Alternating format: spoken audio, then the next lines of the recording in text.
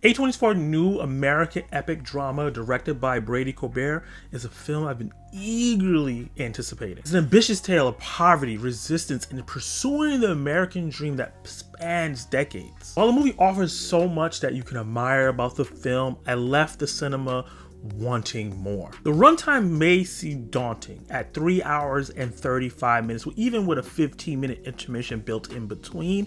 This is the kind of film that makes cinephiles cheer and clap at the sight of the runtime and make casual moviegoers go down and whisper, "Hold up, how long is this movie?" and then turn around and go buy another ticket to Wicked. However, I would say the pacing of this film is steady enough that it doesn't feel as sluggish or as long as the runtime suggests, unlike other epic dramas that's come out recently like Oppenheimer and Killers of the Flower Moon. The movie justifies its length by covering 30 years of the main character László Toth's life, a man that is running from war-torn Hungary in the 1940s. He's a Holocaust survivor that's trying to make a better life for himself. Adrien Brody delivers a standout performance as László, a complex protagonist striving to find acceptance for his family and himself in America while staying true to his rebellious artistic vision. And though he's not traditionally likable, he's not really the guy you would invite to a dinner party, his journey is so compelling that you can't help but root for him at every twist and turn. He's struggling with being separated from his family because on their way to Hungary, they unfortunately was forcibly torn apart. He's struggling with the fact that he's trying to keep his Jewish pride, his faith, his religion, and culture while having societal pressures to change. And he's confronted with many challenges that he did not expect because the American dream is promoted one way, but it's the exact opposite. Think tortured artists, but without any berets, just more concrete. First half of the film, maybe the weakest part to me personally. I kind of drifted off in certain parts. It does focus on some important elements to the story, like László's trying to connect with his wife in different countries, them sending letters back and forth, him trying to, reconnect with his American cousin that he's staying with and seeing all the differences that's happening to the Jews that migrate over here, and also dealing with a lot of internal conflict, especially the drug addiction that he developed on his way over to America. But the narrative picks up and gets a burst of energy when Guy Pearce's character Harrison enters the fray. He's a wealthy businessman that hires László because he's an architect and see some of his amazing work to build a community center in the name of his late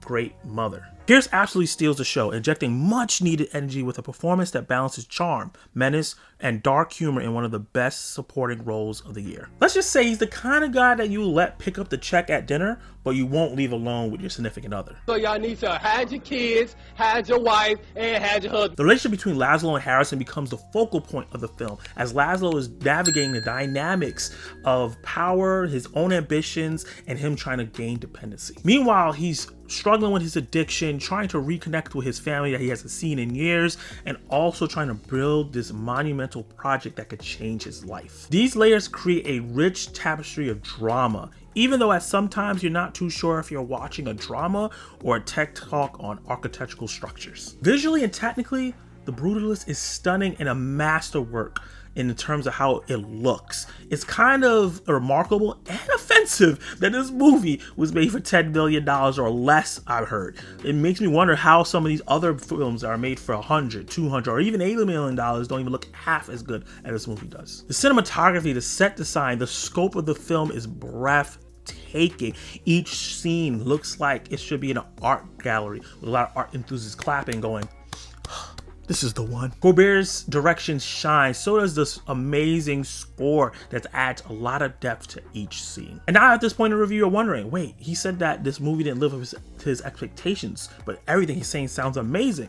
Well, there are cracks in this foundation, unfortunately, and that is the screenplay. While the story touches on meaningful themes like migration, oppression, and the elusive American dream, it never dives deep enough to feel groundbreaking. Instead, it heavily focuses on the dynamics between László and Harrison and their families, which is interesting, but is a trope that we've seen a ton of times. The whole rich man manipulates talented poor man has been done a lot of times, and it's also been done better in other movies. Felicity Jones gives a fantastic performance with what she's given, and the character is introduced in a very strong way, and I was like, okay, I'm gonna really like her. She's gonna be the backbone of the film, but she soon delegates down to the supportive wife with questionable choices, including a jarring and an unintentionally comical sex scene that made me look around the theater like, hold up.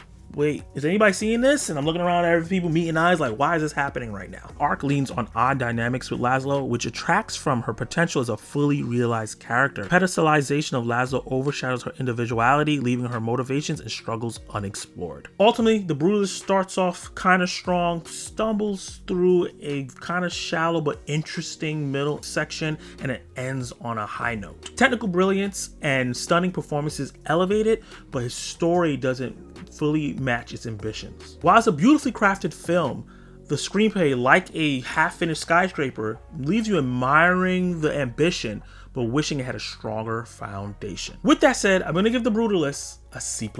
Question of the day is, what movie in 2024 that you liked but did not live up to your expectations? Drop all your comments down below and let me know. You can watch more of my content right now.